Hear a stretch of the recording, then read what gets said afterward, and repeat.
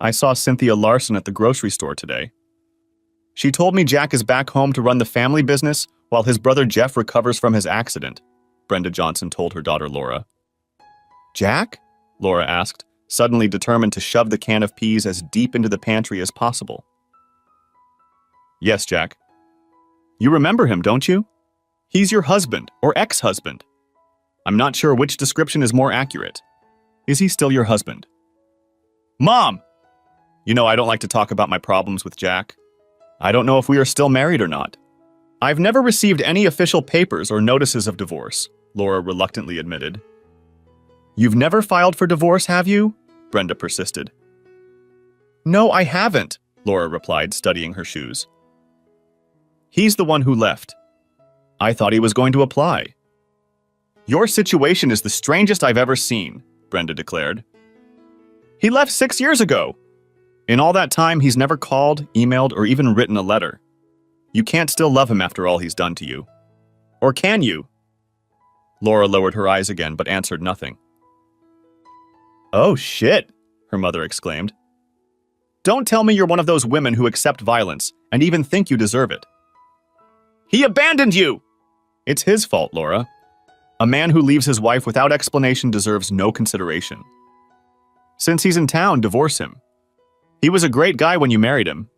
In fact, he was great right up until the day he left. I liked him. He seemed responsible, considerate, hardworking, and devoted to you. And suddenly he's gone!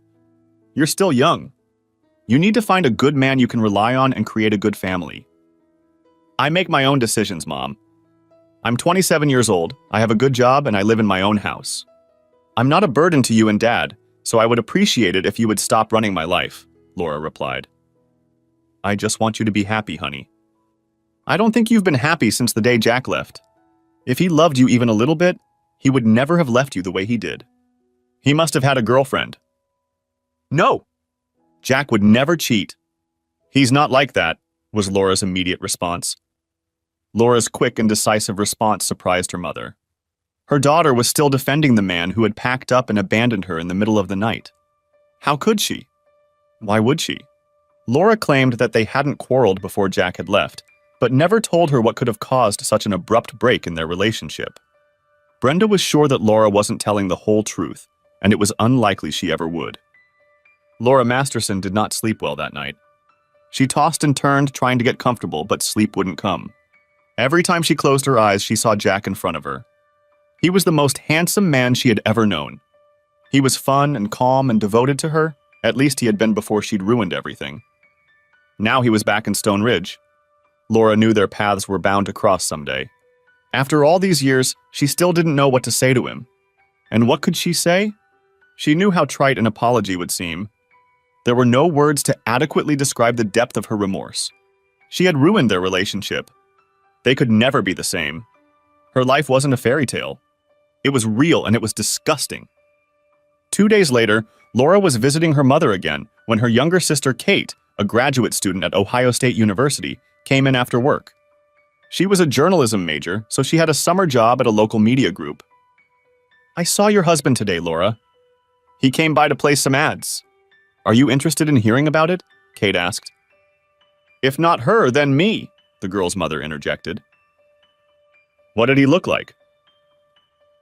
Well, if anyone was hoping he'd gone to hell, they'll be quite disappointed, Kate replied with a slight chuckle. He's probably the most handsome man I've ever seen. Really? Brenda replied, furrowing her eyebrows. Can I assume he hasn't gotten fat and lost all his hair? He was wearing a t-shirt with pockets and jeans. As far as I could tell, he looked completely ragged. Donna was doing the announcing, and I was watching and listening from the next room. He didn't see me, Kate added. Did you hear him say something? Laura asked quietly. Like how he was such a dumbass that he dumped you? No, he just gave Donna the ad and paid her. His daughter, on the other hand, is stunning. Kate's mind raced as she watched her sister's reaction. Does he have a daughter? Brenda asked as Laura sat in stunned silence. That's why he left. He got some girl pregnant. You're lucky you got rid of him, Laura.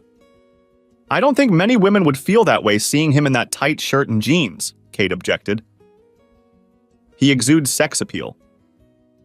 Besides, his daughter looked too old to have been born after he left Stone Ridge. I think she's about 12 or 13, Kate said. How could he have a daughter 12 years old? He's only 28 years old now. He should have been 16 when he became a father. We know that didn't happen, Brenda reasoned as Laura remained silent. I heard him introduce the girl to Donna as his daughter. Her name is Kansas. She's gorgeous. She's very athletic and seems to be Daddy's little girl. Did Jack's daughter have hair as dark as his? Laura asked. She's a stunning blonde, Kate replied, watching her sister closely. Whatever her ethnicity is, it suits her very well. Oh, I just thought of something, Kate proclaimed. Since Jack is her father and you're still his wife, you must be her stepmother or something. Kate! That was just mean, Brenda scolded as Laura ran off to the bathroom. There's something weird about all of this. I have a feeling things are going to come to light very soon. Secrets don't usually last long in a small town, although this one did last 6 years. Who was that pretty girl in the other room? Kansas asked as she and Jack left the media group's office. She couldn't take her eyes off you. Remember when I told you about how I got married years ago? It was my ex-wife's sister, Kate. She's probably about 22 years old now. I think she was surprised to see me. Was your wife as beautiful as her sister? Kansas asked. She was even more beautiful, Jack replied with a small smile, remembering Laura's face. She was absolutely beautiful. Kansas studied Jack's face before he spoke. You really loved her, didn't you? Why did she cheat on you? I wouldn't have told you this if I'd known we'd be moving back to Stone Ridge, Jack allowed. Please don't tell anyone about it. If she doesn't tell you herself, no one will know why we broke up. There's no reason to hurt her now. You're something! You don't want to hurt her after what she did to you? Most guys would want to strangle her to death, but not you. She certainly ruined a good thing, but I'm glad she did it. I don't know where I'd be or who I'd be with if you hadn't moved to Thompson and started working with my dad. Yeah, at the time he didn't think it was such a good thing, but it worked out really well for me. Now I have the best daughter in the world. It makes me feel really good to tell people you're my daughter, even though Brian was your real father. We both know he was the best guy in the world, Jack said with a sad smile. He told me that I should call you Daddy if I felt comfortable. You're my dad now, and I love you like you're my real dad. You didn't have to accept me, but you did. I'm lucky we already had the same last name, Kansas admitted. We were fortunate that Brian was able to give us a heads up in time to plan. He was the one who insisted we start the adoption process. If your father had testified before he died about how he wanted me to adopt you, it would have saved us a lot of red tape. I miss him a lot, but I like being your daughter. Is that okay? Kansas asked with sudden concern. That's exactly what Brian wanted, Jack assured her. He knew he wouldn't be around to watch you grow into a beautiful and independent woman. He honored me when he asked me if I would be your father. It was an unquestionable decision. You do realize we're going to have a hard time finding a new mom for me if you're already married, Kansas remarked. Maybe we should meet Laura and ask her if she's divorced you. Let's hold off on that, Jack cautioned. When I filled out the adoption paperwork, I indicated that I was married. Social services rarely looks favorably on single men adopting beautiful young women. Let's send you to school and cement our position in society. When we're sure no one will give us any trouble, we can go to Laura to get a copy of the divorce decree. Until then, we won't be looking for a new mom, okay? Of course, Dad. I understand. I just know that all women will want to marry you. We just need to make sure we find one that's right for both you and me. Not every woman will agree to have her daughter go on dates, Kansas teased. Stop worrying about that. If a woman can't fully accept you, she won't stand a chance with me, Jack promised. You will always be my daughter. Your children will be my grandchildren. End of discussion. Kansas rushed over to Jack and hugged him tightly. Jack was well aware that the loss of her mother as an infant and her father last year had caused her great distress. He had to keep reminding her that he loved her very much and would never leave her. Jack explicitly explained to his mother what topics would be off limits when he and Kansas moved in with her. He would help run the family construction business and would not tolerate interference in his personal affairs. His mother, Janet, readily agreed. Jack was surprised at her quick agreement, but decided not to say anything more on the subject. Jack was washing up in the bathroom when he overheard Kansas talking to his mother. "Grandma, we saw Laura's sister, Kate. She's very pretty. Do you think Laura is as pretty as her sister?" Jack had to strain to hear his mother's reply. He knew she was trying hard not to let him hear her. He made it clear that Laura, her family, and anything to do with Laura were off limits. "Honey, Laura is a beautiful woman. She was pretty when she and Jack got married, but now she's turned into a confident, capable young woman. I don't see her very often because things aren't going well with her and Jack, but she's always been very polite to me. If it were up to me, those two would still be together and give you brothers and sisters. Too bad it's not up to me.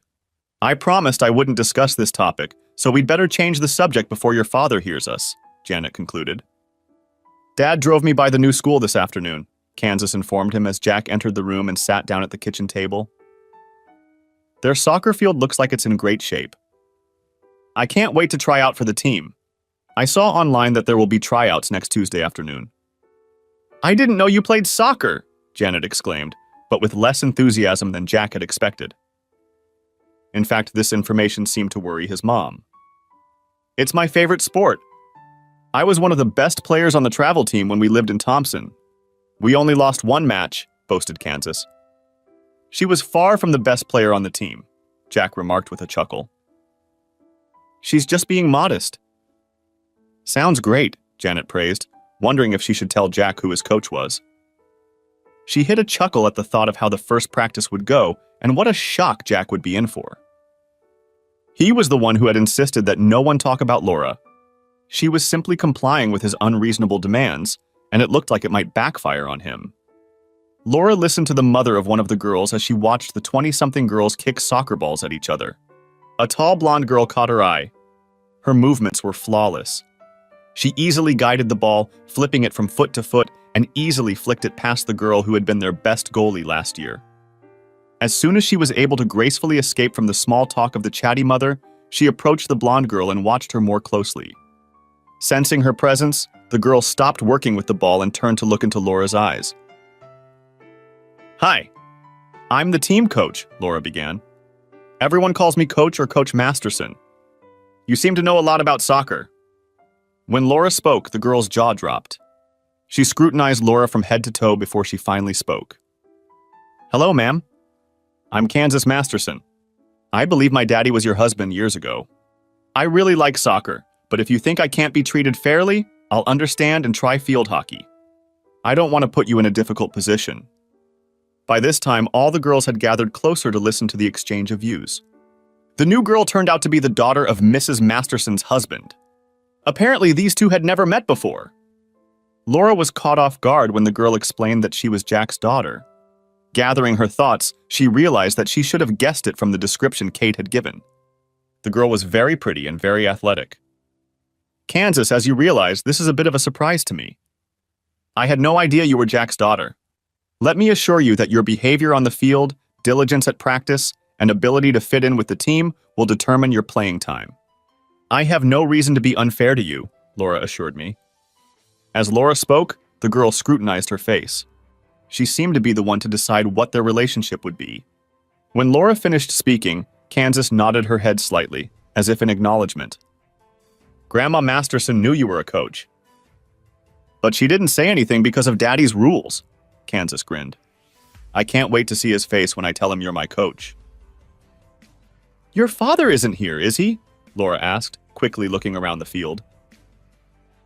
"No, he's driving the backhoe this afternoon," Kansas replied. "He's been helping Uncle Jeff since the accident. But he was right about you." Kansas turned and started to walk away when Laura called her name. Kansas turned to face Laura again, but she moved closer and spoke softly in her ear. "What do you mean he was right about me? What did he say about me?" Laura waited with dread for the beauty's answer, but it had been years since she had seen Jack or heard of him. She lacked information about him. If he still hated her, she'd better find out right away. "Well, Coach," Kansas whispered, so only Laura could hear. "Daddy says you're the prettiest cheating whore he's ever seen." Laura reacted, as if the blonde had punched her in the face. She gasped, fell to her knees, and burst into tears. Kansas expected to see contempt, anger, embarrassment, or a combination of those emotions. Seeing how her words devastated the woman, Kansas rethought the entire situation. She'd hated Laura Masterson ever since she'd first heard the story of how she'd cheated on Jack. In doing so, Laura had nearly destroyed him. Kansas decided that if she ever got the chance, she'd tell that whore everything she thought of her. Laura Masterson somehow didn't fit into the picture that Kansas had created. She seemed to be loved and respected by the other girls. Kansas had noticed how popular the coach had been within minutes of her arrival. Now the woman was showing real desperation over the words Kansas had said. Those were the very words she had promised herself she would use if she ever met the woman who had caused Jack such pain. Kansas took no pleasure in her revenge. She walked slowly to the bench to sit on it and wait for her inevitable dismissal. "What did you say to Coach Masterson?" demanded the woman who Kansas guessed was the team's assistant coach, who had arrived late. She flipped through the list of names on her clipboard. "What's your name?" "I'm Kansas Masterson."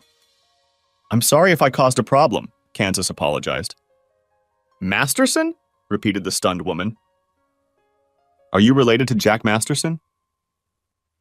"He's my father," Kansas stated, with what she hoped was a look of what she hoped looked like pride.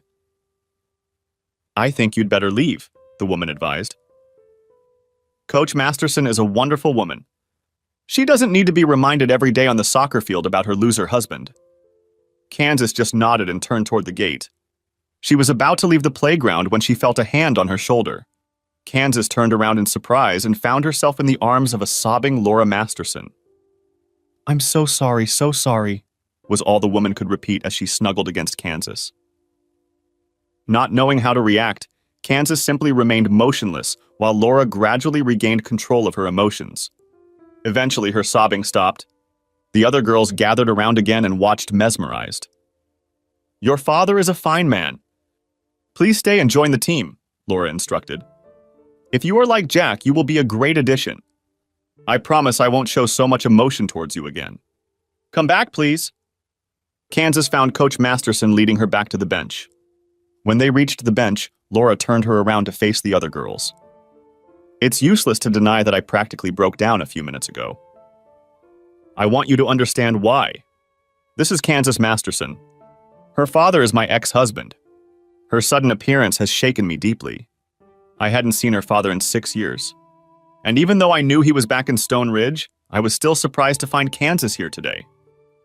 I want you all to treat Kansas kindly. She's not to blame for all this drama.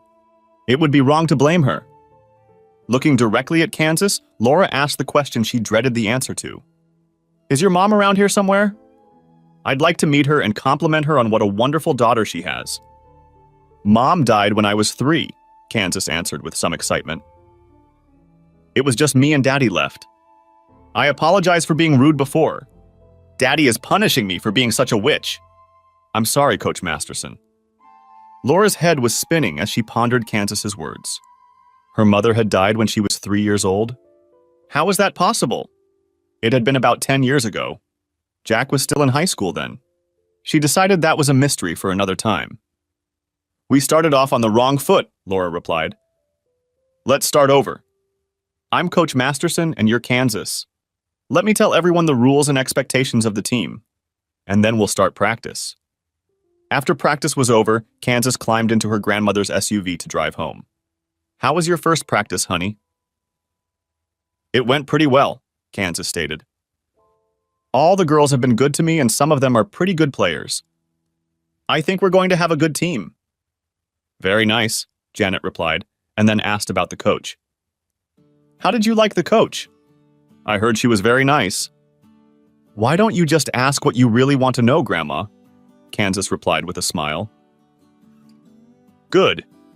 How did you get along with Laura? Was she surprised when she found out who you were?" Janet asked. "Did you like her?"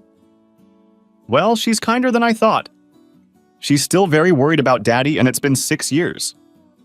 Jack never told anyone why he left her. I don't know how much he told you, but they were a beautiful young couple. They seemed to love each other very much. Then one night, Jack got in his truck and drove away," Janet recalled. I don't think he ever spoke to Laura again. I heard she didn't know why Jack left. She can't blame it on Daddy! Exclaimed Kansas furiously. She knows exactly why Daddy left. She drove him away. He's not the bad guy in this case. Okay, I think Jack already talked to you about that, Janet reasoned. I'm glad to hear that Jack didn't run away from Laura for no reason. Can you tell me why he left? Only Dad or Coach can explain it to you. I promised my dad I wouldn't tell anyone, Kansas replied. When Jack got home, dinner was waiting for him. After he cleaned himself up, he sat down at the table and, slicing a pork chop, asked Kansas how her soccer game had gone. It didn't start out very smoothly, Kansas admitted as she watched Janet. Coach looked upset when I told her my name. We talked for a while. Eventually, it smoothed out. Jack noticed his mother wince as Kansas briefly described her day. He knew it was a sure sign that there was more to the story. Your coach is a friend of Laura's? I should have considered that possibility. Do you think you'll get a fair evaluation? Laura Masterson is my coach, Dad. Jack was speechless for a full minute as his brain tried to comprehend the implications of Kansas's statement. He realized that he had made a mistake in not learning more about Laura's current situation. Jack's mother smiled broadly as Jack turned to look at her. She could still read her son's face and knew what conclusion he'd come to. Mom, can you tell Kansas and I more about Laura? It looks like we're going to have to talk to her regularly, Jack admitted reluctantly. It's very nice of you to ask it finally. Laura is a math teacher at Stone Ridge High School. She has been coaching soccer for 3 years. Last year, they only lost 2 games. She is still single or married to you, depending on which rumors you prefer to believe. The general consensus is that her husband ran off one dark and stormy night, probably because he had a girlfriend on the side. That's not true! Daddy never cheated. Kansas! What did I tell you about that kind of talk? Jack interrupted. I expect you to speak and act respectfully when you're around Laura. Please don't do anything that I would have to apologize to her for, Jack insisted. That would be embarrassing, to say the least. Jack noticed how red Kansas's face turned as she quickly lowered her gaze to her plate. He took a deep breath before he spoke. What did you do, Kansas? How bad was it? I may have called her a bad name, but I apologized to her, Kansas added immediately. I think we're okay now. She treated me the same way she treated the other girls during practice. What exactly did you say? Jack asked, cursing himself for telling Kansas the reason for his failed marriage. I have to whisper this to you. Grandma mustn't hear it. I know it was wrong, but it just came out. I'm sorry, Daddy. Kansas stood up, walked over to Jack and whispered in his ear. Janet couldn't hear what the girl said to Jack, but it was clear from his reaction that he wasn't happy. Kansas, I told you something in confidence and you couldn't keep it a secret, Jack complained, trying to contain his irritation.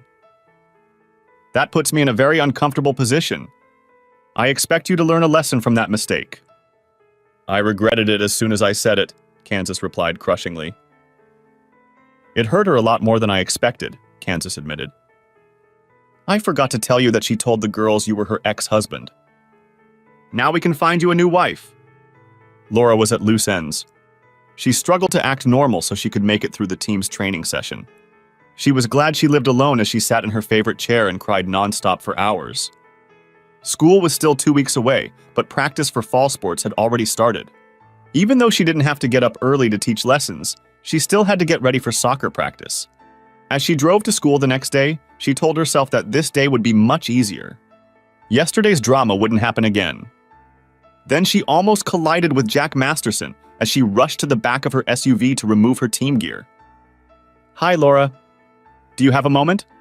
I'd like to apologize to you. I guess, Laura replied, though the thought of Jack having to apologize to her seemed ludicrous. Is there a problem? Kansas told me what she said to you yesterday. It was wrong.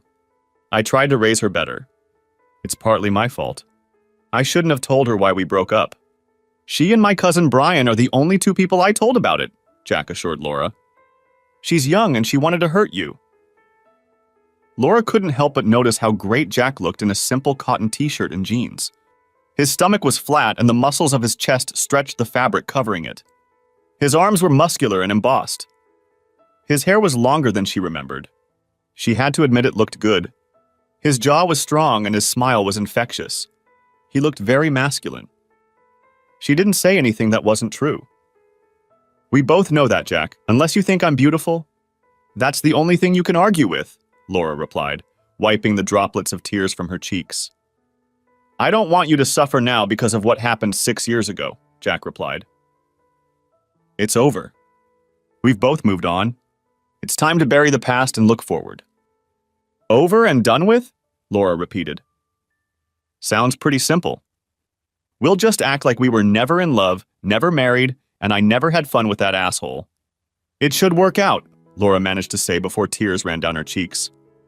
Jack wanted to take Laura in his arms and hold her to his chest, but he was afraid he'd give the wrong signal. Unable to figure out how to deal with the sobbing woman, he just stood there and watched. While he waited, he had time to study his ex-wife. Her legs were tanned and strong. Laura had braided her hair into a ponytail. It allowed Jack to see the curve of her jaw and slender neck. She was still the most beautiful woman he had ever known. Laura finally pulled herself together. She looked into Jack's eyes and said quietly, I'm sorry, Jack, for a lot of things. I was a damn fool when I slept with that asshole. I was just as stupid when I let everyone think you dumped me for no reason. I kept hoping you'd come back and forgive me. Telling people what a stupid bitch I was would only make it harder for us to reconcile. You never came back and I never told anyone the truth. You were gone and I was living here, so I took the easy way out. I let people blame you. I'm going to tell everyone the truth. You don't deserve the nasty comments or the scorn of people in the community. I forced you to leave. I know that a person like you can never accept my actions. You would never take me back. I wouldn't even take me back. I don't deserve forgiveness. Laura, I'm fine with everything. I didn't have any ill feelings about my leaving. I'm sure people naturally thought I was a jerk for leaving such a beautiful woman. They'd rather question my sanity than my character, remarked the wise Jack. You have always been a gentleman, Laura marveled, meeting his gaze. Your daughter is a delightful girl. I don't blame her for saying what she did. Please don't be too hard on her. I think she's going to be my star player. It was nice to see you and lighten the mood, Jack replied. We'll be seeing a lot of Kansas on your team. I hope we can get along without any drama. I must say, you've gotten even more beautiful than you were when we got married. Thank you, kind sir, Laura replied. You look like you've added a few pounds, mostly in your arms and chest. I never thought of you as chiseled before, but now the term fits you. Thank you for taking the time to straighten us out a bit. Jake noticed about a dozen girls standing off to the side, watching him talk to their coach. He was distracting Laura from her duties, so he nodded and walked back to his truck to leave. Was that Kansas's father? Exclaimed the red-haired girl, turning to her friends.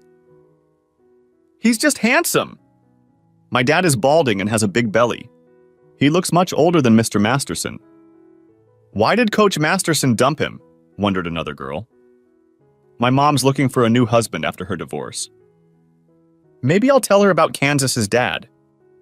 During soccer season, Laura was always taking her parents out to dinner. Her mom always made dinner shortly after practice was over. The night before, her mom had excused herself to make dinner because she had bridge club, but on the second night of practice, the family got together. How's the team doing? Her father asked, putting on his own potatoes. Are the girls going to perform as well as they did last year? Sounds like I'll have the best team, Laura decided, as she pondered how much she should say about Jack and Kansas. Your best player is back again, isn't he, sis? Kate asked. I know she had another year before she moved on to high school. I'm sure the team has a new top player, Laura said. You saw her the other day. You mean Jack's daughter? She plays soccer on your team? You can't make that up, Kate added with a chuckle. Tell us about her. She's obviously played a lot of soccer. She's fast, athletic, and smart. Most girls like her, Laura explained. She's also a nice girl. Wow, Kate exclaimed. How did she react to you? Did she know her stepmother was her coach? What did she say? She was as surprised as I was when we met. I told her I was Coach Masterson, and she knew right away that I was married to her dad. I think we're going to get along great. She's a really nice girl. Have you seen Jack? Janet asked. Did he have the courage to at least talk to you? I talked to Jack today before practice. We worked some things out. It wasn't as awkward as I feared, Laura admitted. What exactly did you find out? Janet asked. He apologized, not that anything he could say was a suitable explanation for leaving his wife. We had a mature conversation without throwing accusations and recriminations. Jack was a complete gentleman, Laura admitted. He even told me I was prettier than when we got married. Hallelujah, Janet intervened. It follows that you are no longer married to him. You are free to find a husband who will treat you with love and respect. I almost had it all, Mom, Laura managed as tears ran down her cheeks. I didn't deserve a good husband. I didn't keep the one I had. He's the one who got away, Laura's father remarked. I should probably go find him and kick his ass. I wouldn't advise trying it, Papa. He has the look of a man who can handle himself quite well. Did he seem torn to you, Laura?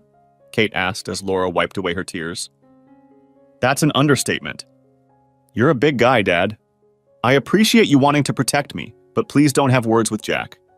He's different now than he was when he left. He's matured. He's obviously much stronger and more confident than he was before. It was quite obvious. That's it? Janet asked. After 6 years, he comes back to town with a blonde daughter and doesn't explain himself to the wife he left? How did you keep from punching him in the face? Mom, it never occurred to Sis to slap the guy. She's still in love with him. Look at her. I can't explain it, but she loves him more today than the day he left, Kate stated. I'm just a stupid bitch. Come on, say it, Laura sobbed. I've ruined the best thing I ever had. I deserve to be laughed at and worse.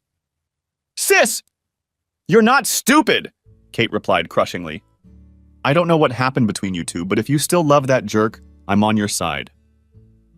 I'll help in any way I can. I want to see you happy again. There's nothing anyone can do. He divorced me. We'll never be together. Helping me accept that it's over is the best thing you can do for me. Kate just hugged her sister. She didn't say anything else, but decided that she would talk to Jack and find out why he had left her sister and see if they had a chance to be together again. The next morning, Jack was just about to give orders to his men when Kate Johnson walked into the building. The men knew enough about Jack's history with her sister Laura to remain silent as Kate approached him. What can I do for you, Kate? Jack asked in a professional tone. I want to treat you to lunch at Ellie's tonight. Meet me there at noon? Jack had no choice but to agree. He would never refuse a lady such a request in the presence of others. In fact, he had always liked Kate, and he didn't mind having dinner with an attractive young woman. Kate was already sitting in the stall when Jack walked in. She stood up and hugged him tightly. Thanks for coming in, Jack. You look great. You have become a very beautiful woman, Kate. It's good for my ego to be seen with you, Jack replied calmly. You've always been a gentleman. How about we place an order and then we can catch up? I have a lot of questions, Kate admitted. The first one is what you did to get so pumped up.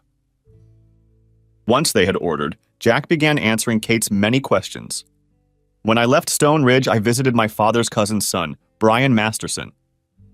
We had only met a few times, but we chatted on Facebook and he was always friendly.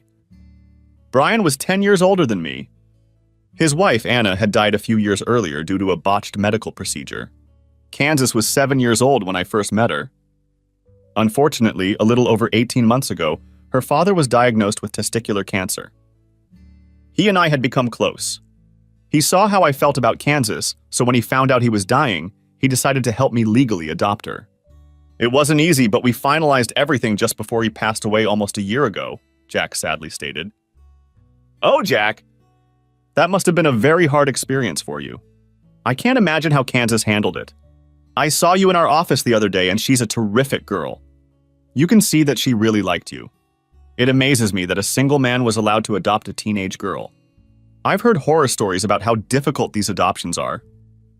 Between you and me, I didn't know that Laura had actually divorced me, so I indicated on the paperwork that I was married.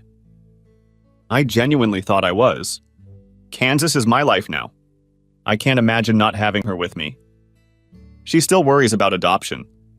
She knows how closely the authorities watch single men who adopt girls. She wants to help me find a wife as soon as possible, but what she really wants is a mom. Kate knew that Laura thought Jack had divorced her. Now Jack was telling her that he thought Laura had divorced him. Kate put that information aside, figuring it might come in handy someday. That brings me to one of the reasons I wanted to talk to you, Jack, Kate cut to the chase. You've seen Laura. You know how beautiful she is. She graduated from college and got her teaching degree. 2 years ago, she bought a small ranch. The kids at school adore her. I don't think she's been seeing anyone since you left. Is there any chance of you two getting back together? You were the perfect couple, Kate stated with conviction. I'm sorry, Kate. That's not going to happen. We're very different people now than we were when we got married. We've gone our separate ways. There's nothing left between us, Jack replied. You've both changed, but for the better, at least in my opinion, Kate argued. I'm sure she still loves you, Jack. What happened to make you leave? She must have told you something about it, Jack reasoned. She said it was my fault? Not once. She said you didn't agree on something with her and you left. She kept waiting for you to come back, Kate added. Well, now I'm back, Jack offered with a faint smirk. It just took me 6 years to do it. What have you been doing while you've been away? You've obviously gained weight and it's all muscle, Kate remarked, looking at Jack's arms and chest. Brian bought a large warehouse during the last recession. Anna had a dance studio in one of his sections. Brian built a gym and then added a dojo. 2 years ago, we started holding yoga classes in the upstairs room. You probably won't believe this, but I became a yoga instructor, personal trainer, and weekend sensei for teens. When you left, you were only a semester away from getting your degree. Did you ever keep doing it? Kate asked. Yes, I took night classes. I even have a teaching certificate. It looked good when I taught martial arts and yoga. Brian and I both had degrees. I think it helped us seem more legitimate. Saying goodbye, Kate hugged Jack again. I really enjoyed our lunch. I'm sorry you're so determined to go back to Laura, but I hope we can remain friends. I'd love to, Jack replied. I always need friends. Say hello to your folks for me. Huh, Jack? I'd advise you to avoid them. They're not very happy with the way your relationship with Laura has turned out, Kate advised. That's not surprising, Jack replied with a chuckle. Your ancestors have always been loyal to you girls. I don't blame them for disliking me. In fact, I'd be shocked if they didn't love me. The next morning, Laura felt better than ever. She hadn't realized how guilt and anxiety had defined her life for the past 6 years. She had made peace with Jack and with herself. She wished desperately that she had never cheated on him and that Jack still loved her, but she had to face reality and make the best of it. When Laura approached the practice field in the afternoon, she saw Kansas doing some stretching exercises and the other girls watching her. Soon they joined Kansas, or at least tried to. How can you bend over like that and keep your balance? One girl asked after she fell to the ground. It seems like you're defying gravity.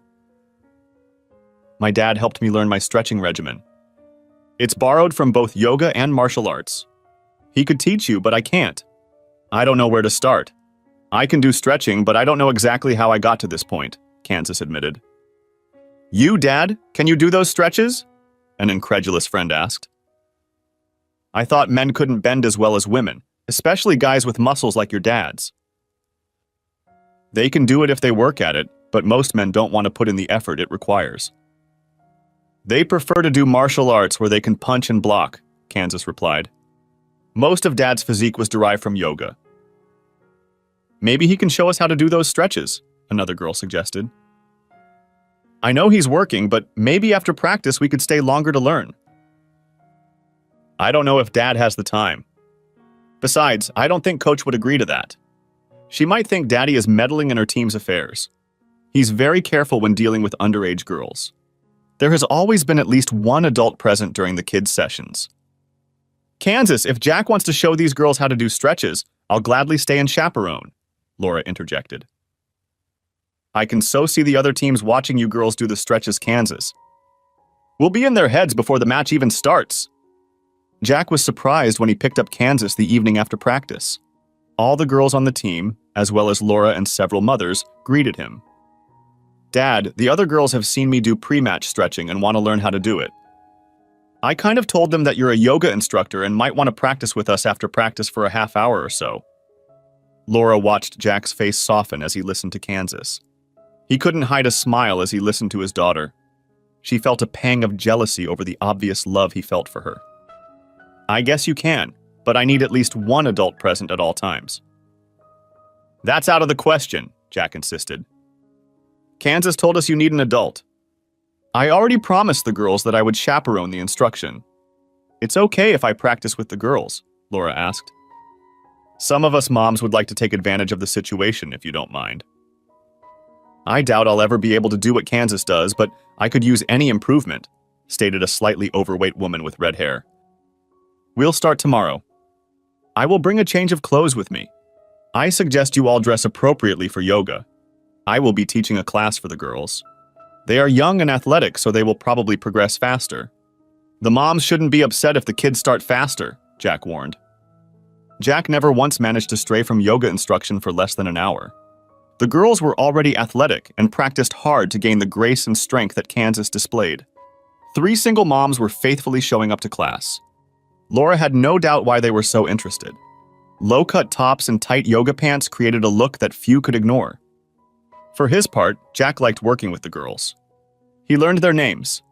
He knew many of their families, since he himself had grown up in Stone Ridge. It pleased him how seriously they took his instructions. Laura was very different. She always dressed more conservatively than her 3 mothers, but she looked amazing. She was very trim and surprisingly strong. She could master many positions as well as the girls, and some even better. She was never pushy or apologetic. She was always friendly, yet professional. Before the 3rd game against a local rival, the girls began doing pre-match stretching. Kansas brought out a Bluetooth speaker and played music while she led her team's practice. Players and fans from the other school stopped and watched in obvious amazement. The girls were happy that their performance brought the desired result. They had a solid victory over their opponent. After the game, Kansas approached Laura as her teammates clustered around her. "Coach, have you ever thought about entering Harper's soccer tournament?" Kansas began. "There are different age groups competing there. Our team fits perfectly in the 12-14 group. I think we could win it or at least perform well. I know about this tournament. Other coaches have mentioned it at seminars and practices," Laura admitted. "I understand the teams are made up of the best players from several schools. The competition is intense. There's also the issue of the entry fee. I think it's $500 per team, with the proceeds going to benefit the women's shelter in Harper. I'm sure the school board would never approve such an expense. Would you agree to coach us if we performed independently of the school and the entry fee was donated by a local business?" a very serious Kansas asked. Laura looked at Kansas, then at the other girls. It was obvious they wanted to get to the tournament and wanted her to be their coach. "You do realize that the opponents will be much tougher than the ones we play in our league, right? Every game will be practically against an all-star team," Laura remarked.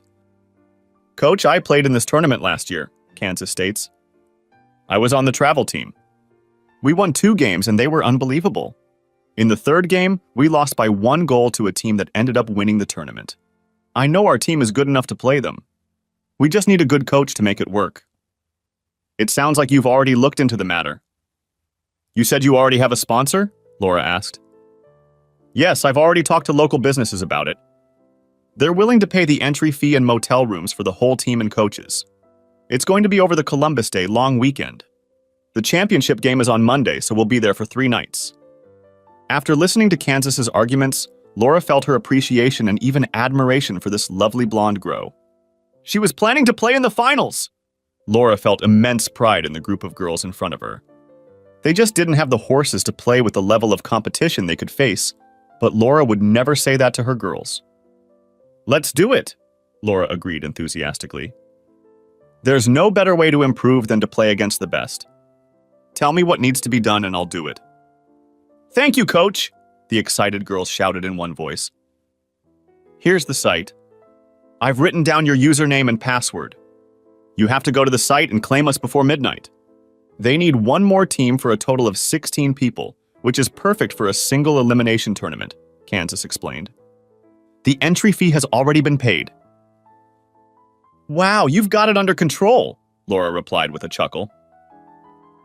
Our team is called the Ridge Runners, Kansas said. We will have t-shirts with our names on the back and the team name on the front. It's going to be a lot of fun. Jack is sponsoring a team? Laura asked once she was alone with Kansas. Our sponsor prefers to remain anonymous, Kansas replied with a broad smile.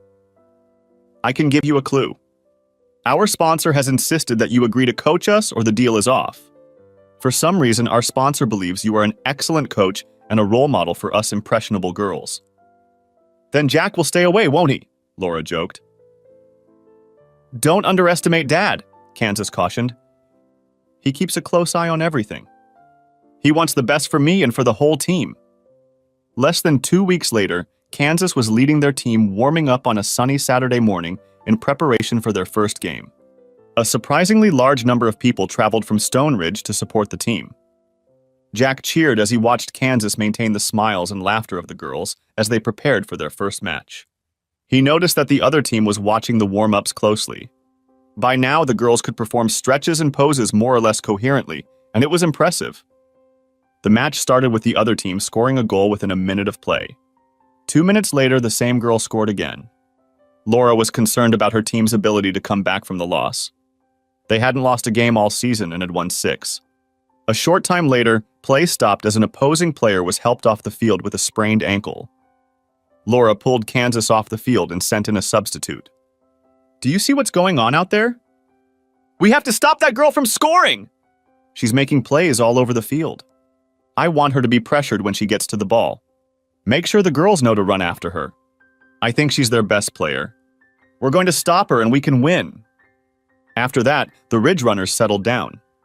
They managed to keep the other team's best player from putting a decent shot on goal. The half ended with a 2-goal difference. Girls, you all know how I try to emphasize team play. They know that Kansas is our top scorer and they chased her all half of the game, Laura noted. We really need the rest of you to step up. When Kansas goes to one side, pass the ball to the other side. They are totally focused on Kansas. Put some strong shots on goal. Their goalie only had to kick a few marshmallows. Make her work! The Ridge Runners came out for the second half with a much more aggressive attitude. The girls started firing at the goalie and scored twice with follow-up shots off rebounds after the goalie made a save. With under a minute left in the game, Kansas scored their first goal of the game to give the Ridge Runners a 1-goal lead. That was the last goal of the game. The Ridge Runners advanced to the next round. The girls were ecstatic. They hugged each other and Laura and then hugged their fans. Laura saw Jack enclose Kansas in a bear hug. As he lowered Kansas to the ground, one of the team moms hugged him and kissed him hard on the cheek. Laura was a little upset, but realized she had nothing to complain about. She turned to go to one of her parents when she felt strong arms wrap around her. Suddenly, she was in Jack's arms. It had been almost 7 years since she had enjoyed this simple pleasure. The Jack she was now snuggled up to was like steel. She was no small woman, but Jack had no trouble sweeping her off her feet. That was a great coaching job, praised Jack. Kansas told me you did a good job. Thanks for that and for treating the girls so well.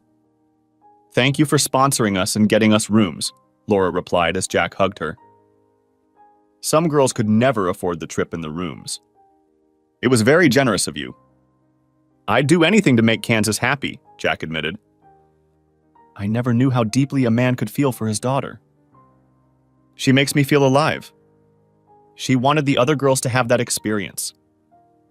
She enjoyed it last year and feels this team is better. She also thinks you are a much better coach, Jack added. Dad! Kansas shrieked. You've got a death grip on our coach. If you don't want me to start calling her Coach Mom, you should probably put her down on the ground so the rest of us can hug her. Oh! I'm sorry, Laura, Jack apologized, gently bringing Laura back to her feet. I got a little carried away. I don't think she minded much, Kansas pointed out as Laura blushed. You know you already have a room. I understand her mother had the same sense of humor, Jack explained, turning to look at Kansas. The whole team and most of the fans stayed behind to watch the next game. The next day, they were to face the winner of that game. Laura wanted her children to learn as much as they could about their style of play. She knew they would have to give it their best to have any chance of winning. The next morning, Kansas shined, leading her team to a 5-3 victory. She scored 3 of her team's goals. The other team could not contain her speed and precise footwork. The win allowed the Ridge Runners to advance to the semifinals, which took place in the afternoon. As it turned out, the semifinal game was against a travel team that Kansas had played last year. Before the game, Kansas spoke briefly with the girls from the other team. It was obvious to the Ridge Runners and their fans that Kansas really liked her former teammates. It was also noticeable that Jack Masterson was popular with the team members, as well as the adults who supported the team, especially the mothers. The field only had bleachers on one side of the field, so fans of both teams were scattered everywhere. Several moms took the time to give Jack a hug and wish him well. By the end of the game, Laura and the others had seen a different side of Jack's nature. The tournament was a fundraiser. The referees were always local high school girls who played soccer for their school. Parents and coaches realized that although the girls were getting some reward for their efforts, they were far from professionals. The game was tied when one of the umpires kicked the ball out of bounds and mistakenly gave it to the opposing Ridge Runners to put into play. A large man in his 30s suddenly stepped onto the playing field. Play stopped as the man was loudly berating the girl. Both teams watched in stunned amazement as the man continued to shout threats and obscenities at the teenage girl who had made the wrong choice. Laura was already heading toward the man when she saw the poor girl suddenly burst into tears, run a few feet to the sideline, and hug Jack. Jack held her to his chest as the girl sobbed uncontrollably. At that moment, the woman on the bleachers made a statement that was heard by everyone present. "Jack Masterson is going to kick this guy's ass." Apparently, the rough man heard the statement as well. He stepped closer and turned to Jack. "I may have gotten a little carried away. I didn't mean anything by it." "Apologize to Macy and then get out of here," Jack growled, patting the girl on the back. "These kids are doing a great job. They deserve our thanks and appreciation. They sure don't need some damn bully humiliating them." The man pondered Jack's words, and then a woman's voice came from the bleachers again. "You better take Jack up on his offer, asshole. He's close to beating you like a rented mule." Laura managed to find the woman who had such faith in Jack's ability to handle a large man. She was a short blonde woman in her 40s, dressed in jeans and a cotton shirt. Laura realized that she had earlier seen this woman offer a drink to the girl clinging so desperately to Jack. She was probably the girl's mother. The big man made a decision. "I apologize, miss. I overreacted. You girls are doing a great job of judging." With those words, the man turned and headed toward the parking lot. Everyone watched as the girl in Jack's arms gradually came to her senses. Jack found a napkin in his pocket and held it out to her. The girl smiled at him, wiped her eyes, and stood on tiptoe and kissed Jack on the cheek. "Thank you, Jack. I knew you'd stop that awful man," the girl praised. "Mom was right when she said you were ready to kick his ass. I could feel how tense you were. I'm just glad he didn't make you." The girl turned and trotted back onto the field while fans and players clapped and cheered her on. As soon as the applause stopped, the officials gathered to discuss how much time remained and who would have possession of the ball when play resumed. "Macy went to Jack's dojo last year," her mom explained, correctly understanding the questioning looks from other fans. "She thinks Jack hung the moon, and I can't argue with that. No one can insult a woman when Jack is around. He just won't let that happen. Rick Jefferson is a pretty big guy. He's known to be willing to fight. I was afraid he would hurt Jack," stated the mother of one of the Ridge Runners. "Jack Masterson?" Macy's mom asked in surprise. "Have you ever seen him compete?"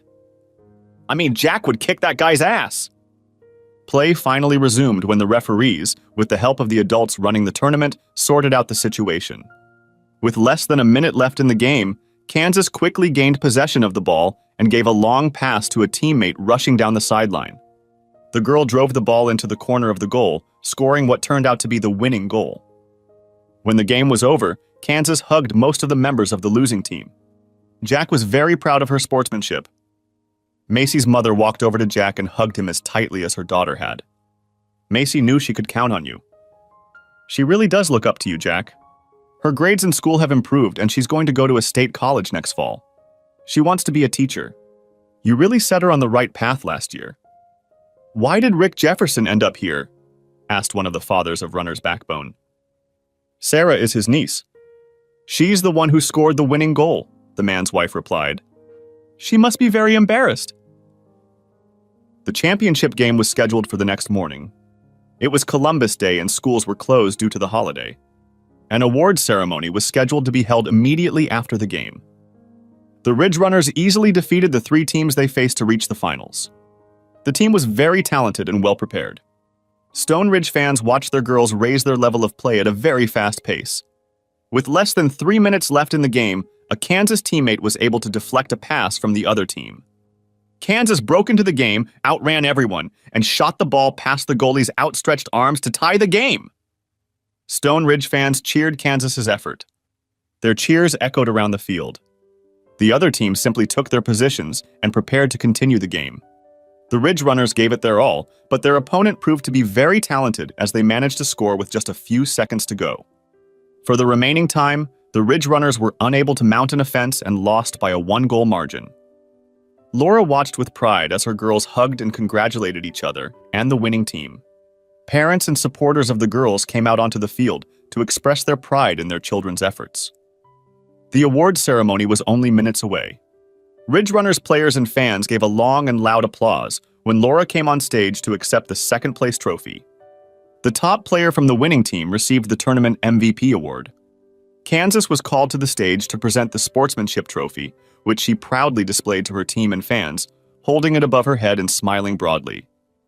When the ceremony was over and Kansas accepted Jack's congratulations, she asked if she could ride home in the van with a few other girls.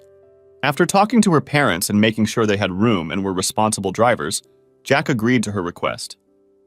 As he watched the van Kansas was riding and pull out of the parking lot, Jack felt his hand being taken. She's a delightful girl, Jack. You're doing a great job with her. Laura saw Jack watching Kansas leave and decided to talk to him. She thought that even if they were divorced, they should be able to have polite conversations. At least Jack seemed to have forgiven her enough for that. I have no idea how to raise a daughter, Jack admitted. Women are a complete mystery to me.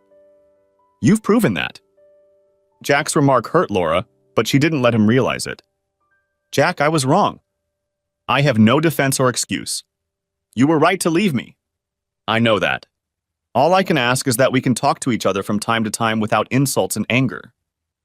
You're right, Laura. I have no reason to dig into the past. You've done a great job coaching the girls. Kansas thinks your grades are high.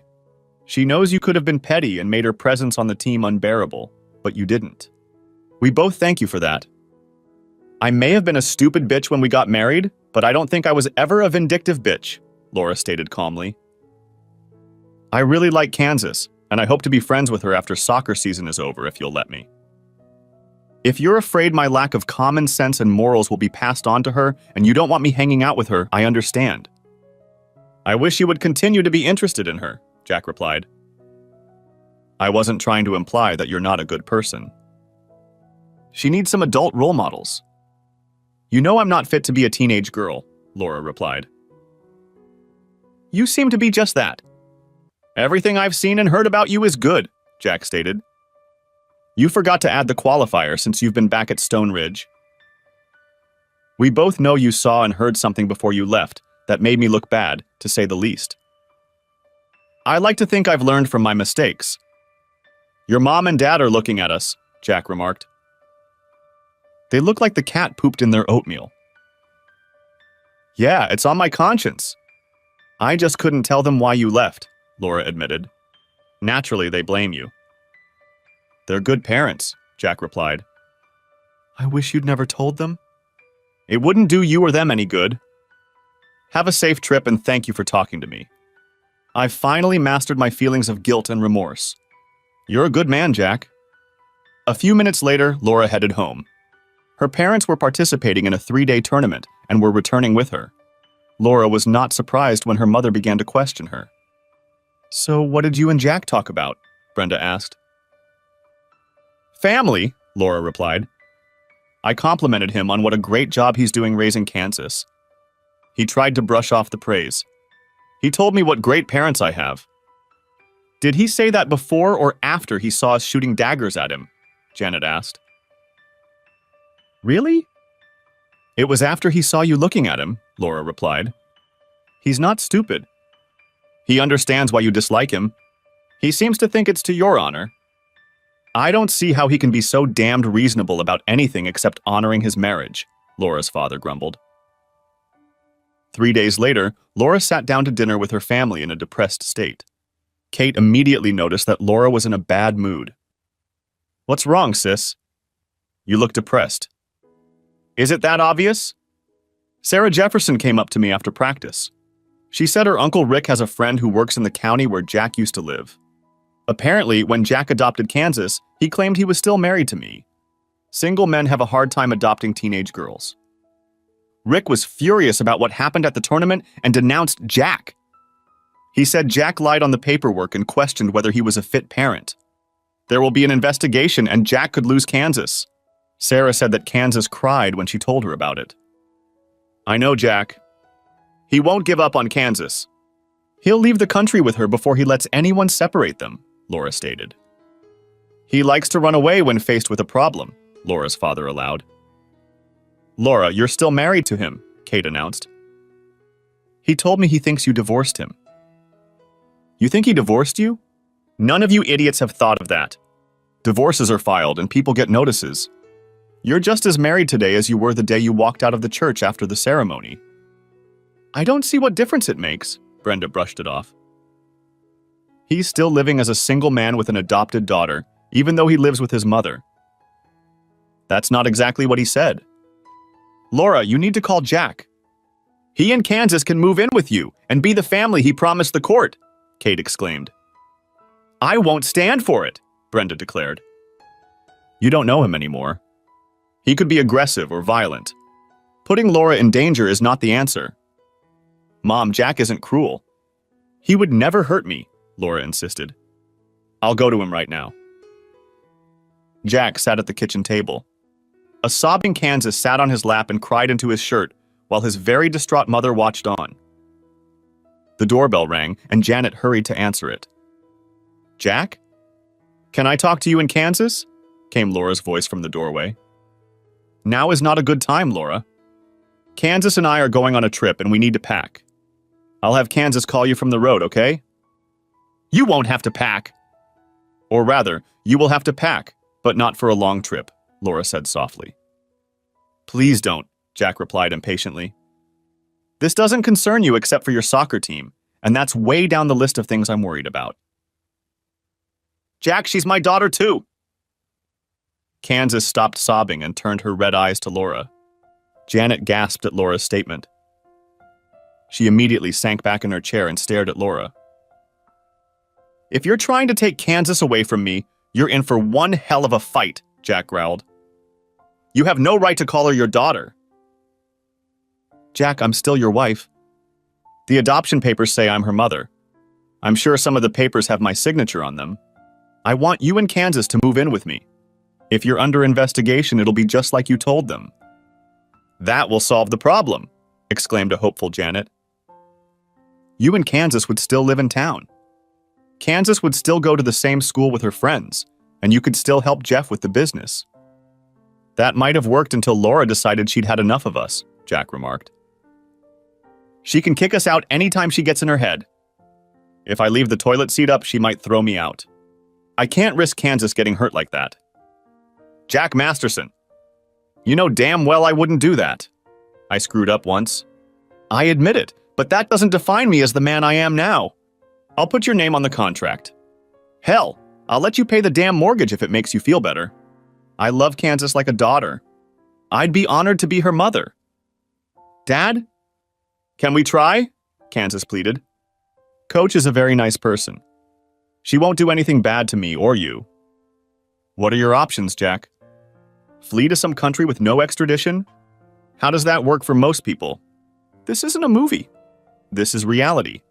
You have a chance to give Kansas a stable home life and a chance to go to a good school with her friends. Do what's best for her, even if the mere thought of having me around makes you sick, Laura insisted. Jack fell silent, thinking about the situation. When he came to a decision, he looked around. The three women were staring at him intently. "Okay," was all he said. The three females squealed with delight. Kansas jumped up and rushed over to Laura.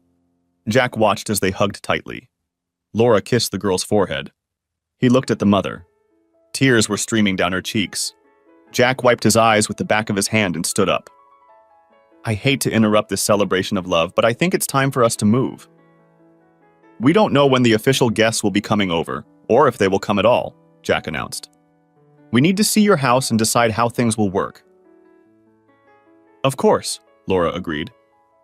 "Why don't you follow me to my house right now so we can determine what we need?" "Can I go with Mom?" Kansas asked. "Mom?" Jack repeated. "Of course. Why do I feel like I've lost control?" "You only have 2 bedrooms, Jack remarked, looking around Laura's small ranch house. "I don't see how it can work." "It's simple math," Kansas replied with a sly grin.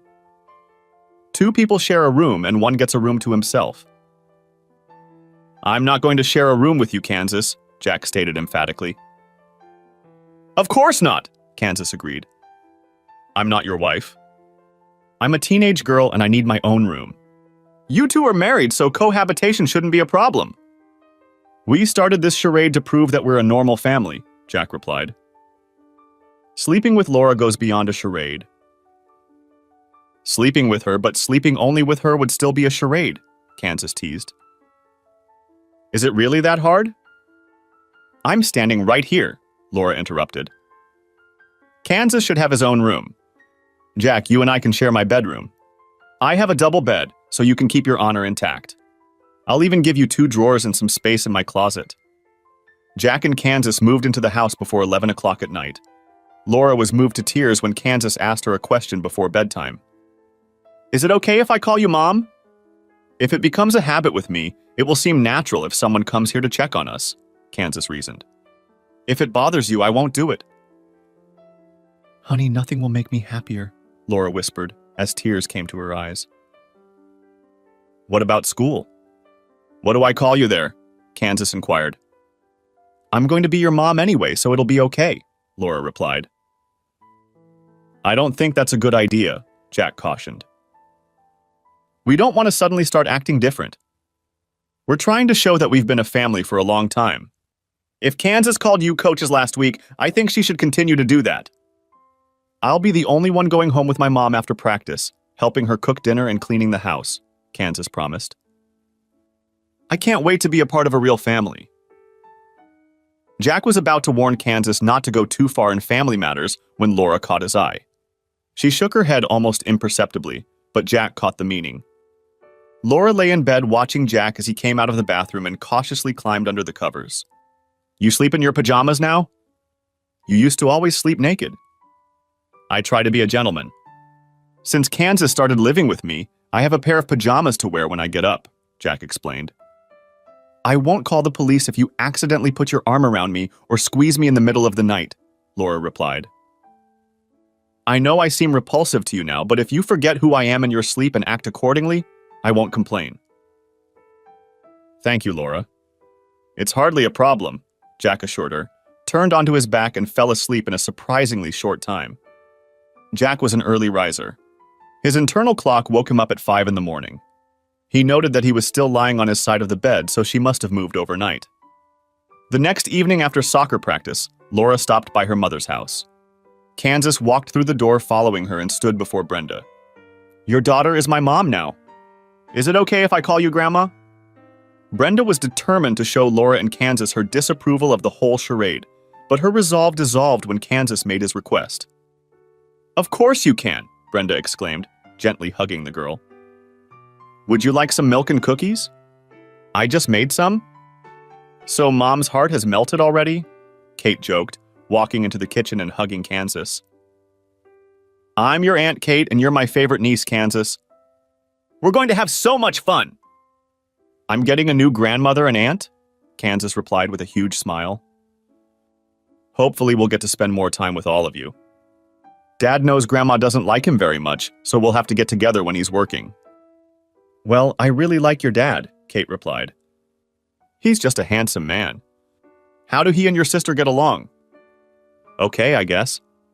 They spent half an hour working out their rules of behavior in the bedroom. Guess I don't exactly have a normal family, at least not yet, Kansas added meaningfully. Ah! Do you think there's a chance? Kate asked. Well, Daddy's quite the red-skinned man. Mom looks like a mannequin, only with more curves, so I don't think he has much of a chance, Kansas admitted, as Laura blushed thickly. You're not thinking of going back to Jack for good, are you? Brenda demanded. That's not the point, is it?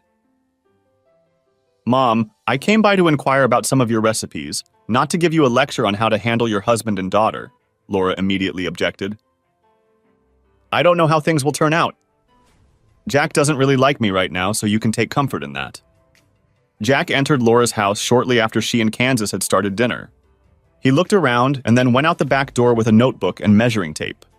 Once dinner was over, Jack talked about what was on his mind. Laura, I want to make an addition to this house. I was thinking we could do another 26 feet by 14 feet. That would give you a large bedroom with a large bath and a huge walk-in closet, as well as a half bath for guests. Can I show you what I'm thinking? That sounds great, Jack, but I can't afford it, so there's no point in even discussing it. I've had trouble with my mortgage several times already, Laura replied. I'm willing to pay for a refill if you'll let me, Jack said. You're making a huge sacrifice for Kansas and me. I'll feel much better if you'll let me do it. It will increase your capital and give us a lot more room. Is sleeping with me really that bad? Laura asked, trying to keep her composure. Does just looking at me make you sick? No! It's not that. We don't need to cramp up like this. We'll still live in the master bedroom, but we'll be much more comfortable and we'll have more closet space, Jack said. I'll agree to this if you promise to sleep with me the whole time we live together, Laura demanded. Agree or leave? Jack looked at Laura's jaw and realized she was being serious. Glancing at Kansas, he saw that she was making a weak attempt to hide a smirk. Shrugging, Jack said to both women, "We have a deal." The soccer team remained undefeated in the league. As the season was coming to an end, Jack overheard Laura talking to Kansas about volleyball. By the end of the conversation, Laura had a new recruit for the team. Jack couldn't help but notice how close Kansas and Laura had become. They joked around, went shopping, cooked meals, and played team sports together. Kansas was as happy as he had ever seen her. His relationship with Laura was complicated. Laura respected his boundaries and remained friendly, but not romantic or intrusive. She never expressed negativity about the work that was being done on her house. The first week after moving in, Jack brought a backhoe to the site. Living in a mild climate allowed work to continue until late fall. The house was scheduled to be completed by Christmas. Kansas and Laura were excited about the expansion and the fact that they would each have more closet space. Kansas was going to move into Laura's old bedroom. That way, she would have a separate bathroom and a large enough closet for clothes and accessories. Jack and Laura often discussed how they would respond to any agency that came to their home with questions about Kansas and the family arrangement. They developed a plan that they both strongly supported. As time went on, they began to wonder if anyone was even going to interview them, or if it was all too overblown in their imaginations. The sleeping arrangements remained the same. Neither Laura nor Jack ever went to bed without pajamas. Jack stopped worrying about waking up to one or both of Laura's breasts being in his clutches, or him pressing himself against her. She'd never mentioned it, so he figured it wasn't a problem. He was lying in bed one night thinking about the proposal he was about to make when he felt Laura tense up. He was surprised when she reached out and placed her hand on his chest. She let out a satisfied sigh and fell into a deep sleep. 2 days before Thanksgiving, Laura and Kansas came home from school and caught Jack in the driveway in deep conversation with the blonde. They continued to talk as Laura pulled into the garage. A few minutes later, Jack walked into the house. Kansas was in her room and Jack walked over to Laura. "That was Beth Harding," Jack remarked casually, watching Laura's reaction. Laura tensed, leaning over the sink. Jack saw her flinch as she whispered the question. "What did she want, Jack? Was she angry? What did she say to you?" "Her husband, Chuck, has a brain tumor. He's dying and she asked if I would visit him," Jack revealed. "Don't do it! He wants to rub your nose in it. He wants to hurt you, Jack. Don't let him. Please don't let him," Laura begged. I told her I would, even if it was just to watch him die, Jack replied. I'd like to hear what he has to say. He'll say I'm a whore. He'll get into my pants effortlessly. He'll probably try to say it wasn't just the one time you caught us, that I'm a bad lay and laugh in your face. He's mean. It's my fault. I should have known better, but if he was a real man, he would never go after a married woman, Laura reasoned. Why did you sleep with him then? You didn't look like a woman in a lot of pain that night, Jack recalled. In fact, you kept repeating his name over and over and saying how good he was. I was crushed. I thought about killing you both, but I decided it was better to just walk out the back door and drive away. I don't know why I did it, Laura sobbed. He was the big man on campus. He was a senior and I was a sophomore. He was a soccer star and I was just a wife, a married woman who was unavailable to most men, but not to him. He was good to me. I knew what he wanted, and for some damn foolish reason I figured I could take him on and you'd never know. It was my only affair. I ruined my life. I lost what I loved because I was young and stupid. I never blamed you for leaving. When I found your ring on the kitchen table, I knew it was over, that you must have come home and seen me with it. Now I'm living in a hell of my own making. I love Kansas, but we're not family, not really. I can't make it up to you. I know that. We will never have the love that binds us together, like a family should. It's completely my fault, and I live with that knowledge every day. Why didn't you tell me you weren't happy or wanted to try other men? Jack asked softly. I didn't want to try other men. I just wanted to feel like something special for one night. The high school stud wanted me. The irony is how much smarter I became after you left. You became better looking, kinder, completely devoted to me. You became a better man in every way that mattered. Believe it or not, that was the last time I had sex, Laura declared. You are still the only man who has ever made love to me. I guess I can be grateful to you for that. I now know the difference between love and sex, and it's huge. I don't think I'll ever forget the time I rushed home from that seminar to spend the night making love and found that someone had taken my place, Jack replied glumly. You almost killed me, Laura. I was willing to give my life for you, and you almost took it. Just because you apologize doesn't make up for the pain I've endured for 6 years. I know that, Jack. I really do.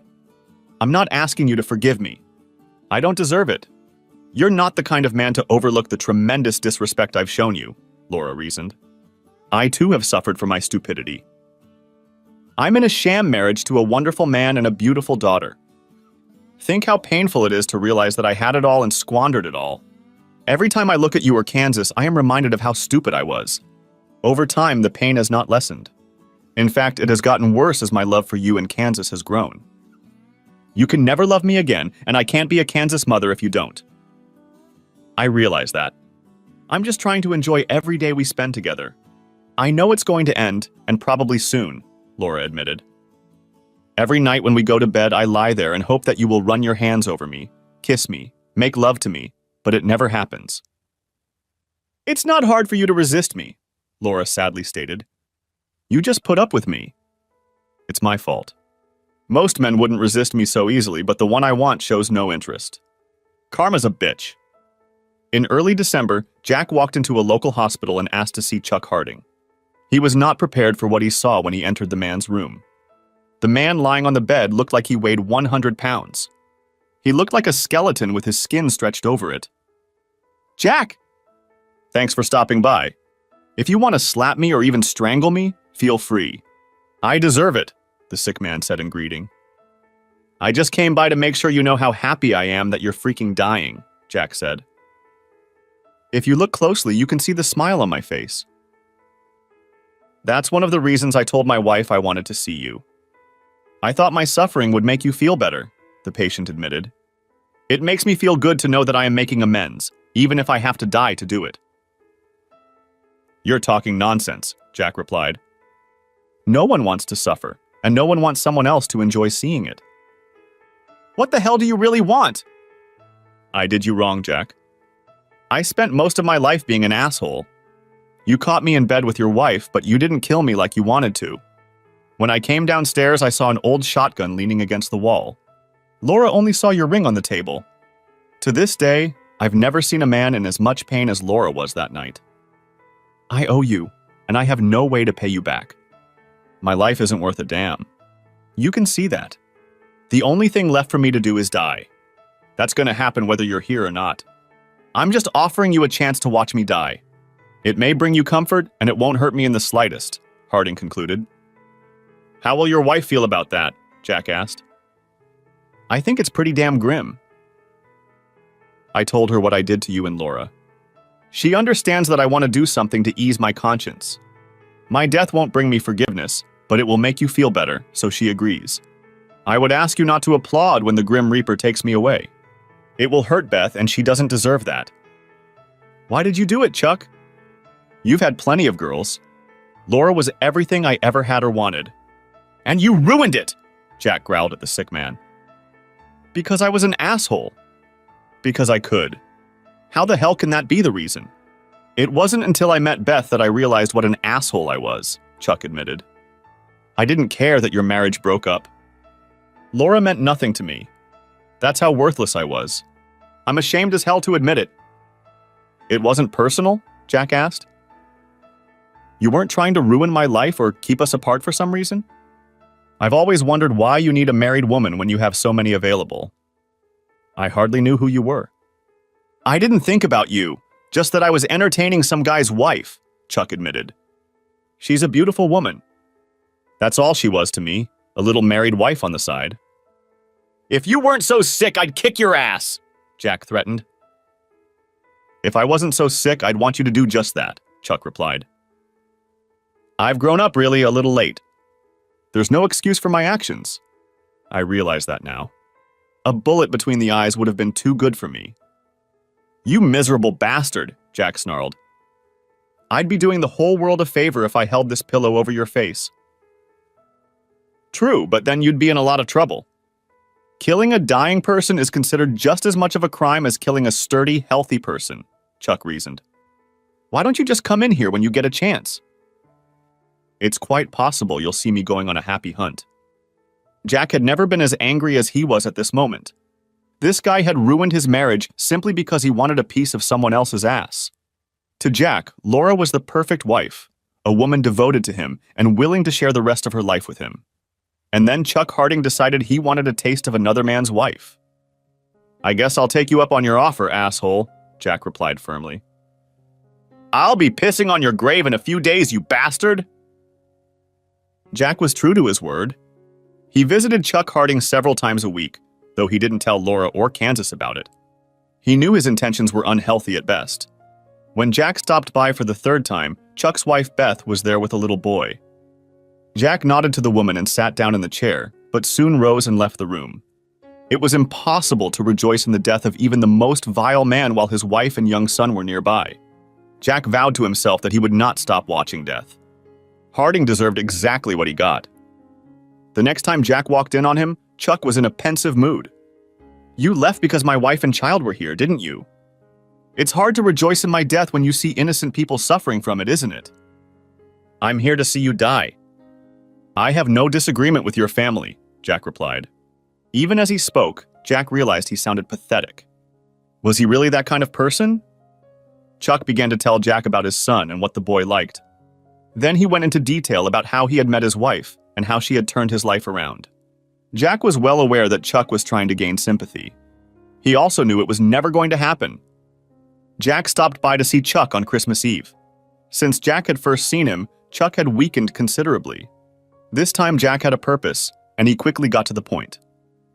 Chuck, I hate what you did, but I can't keep my hatred for you. I've thought it over and realized that the best revenge is to live well. I'm here to tell you that I will make sure your wife and son will never need help. You will die knowing that the man whose life you ruined is taking care of your family. I can see why you think you're getting revenge that way, Chuck replied weakly. You're not really good at revenge. I hate that I did that to you and Laura, but it somehow turned out to be a boon to my family. It's ironic. A despicable act secures the future of my wife and child. That's the best I could come up with, Jack offered. I won't come in again. I don't want to see you die or even suffer. There's no more of that. It doesn't give me any pleasure. You do realize you're practically telling me you forgive me, don't you? Chuck replied. You found the strength in your heart to endure what I did to you? Something no man can forgive. I didn't say that, but you can think what you want. I really don't care, Jack replied. Tell me this, Jack. I've hurt you in ways you can't bear. How can you forgive a miserable bastard like me, and yet not find the strength to forgive a woman who loves you the way Laura does? What have I done to earn your forgiveness that she hasn't? I saw the relief on your face when you abandoned your hatred for me. Imagine how good it will feel on your soul if you forgive Laura. Imagine having her in your arms, maybe having your children. Wouldn't that be better than punishing her? Screw you, Harding. You're the one who said I forgave you. I never said that. Not in so many words, but you said it, Jack, Chuck replied softly. I'm going to die soon. I'll die happy knowing that you were able to grant me forgiveness, and you'll take care of Beth and Charlie. You're very bad at revenge, Jack. It's not your strong suit. If I never see you again, please give Laura my apologies. Jack left the hospital furious. The stupid bastard thought he'd been forgiven. He wanted Jack to forgive Laura. When that happened, hell would be cold. As Jack drove, he thought back to his last conversation with Chuck Harding. The man had gotten to him. Jack had to admit it. He shouldn't have gone to the hospital that first time. When Jack got home, his driveway was clogged with cars. He had to drive down the street 100 yards to find a parking space. He had completely forgotten about the party Kansas and Laura were throwing. It was a Christmas party. The addition had been finished 2 days ago, and the furniture, including the huge double bed, had been brought in yesterday. All of Laura's friends, family, and co-workers were invited. Kansas asked many of her friends to stop by for a visit. He was still furious at the last words he'd said to Chuck when he pushed open the door and stepped inside. The guests turned at his appearance and suddenly fell silent. Laura and Kansas were serving drinks and hors d'oeuvres when Jack entered the living room. It was immediately obvious that he wasn't himself. Laura had never known him to drink much, but she considered the possibility as Jack circled the room with his eyes. As soon as his gaze fell on her, he stopped moving. "Uh-oh," muttered Kansas, realizing that her father was in a state she had never seen before. Jack finally took a few steps deeper into the room, but his gaze never left Laura.